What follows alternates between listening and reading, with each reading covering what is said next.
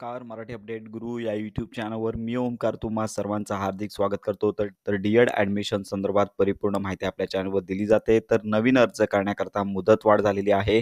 पाहू शकता की 17 जूनपर्यंत ही मुदतवाढ झालेली आहे आणि पुढचं शेड्यूल देखील आता बदललेलं आहे.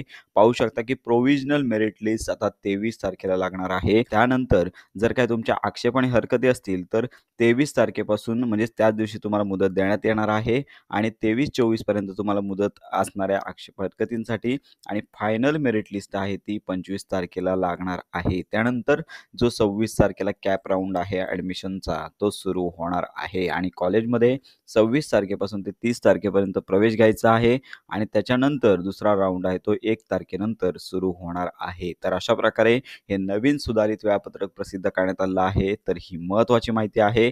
तर सगळ्यांनी हे वेळापत्रक पाहून घ्यायचं आणि या वेळापत्रकानुसार पुढील प्रोसिजर होणार आहे. तर अशा प्रकारे डी-एड ॲडमिशन संदर्भात जर काही तुमच्या शंका असतील तर आपल्या व्हिडिओच्या कमेंट बॉक्समध्ये नक्की कळवा. डी-एड ॲडमिशन संदर्भात परिपूर्ण माहिती करता आपल्या मराठी अपडेट गुरु या यूट्यूब चॅनलच्या कनेक्टमध्ये राहा.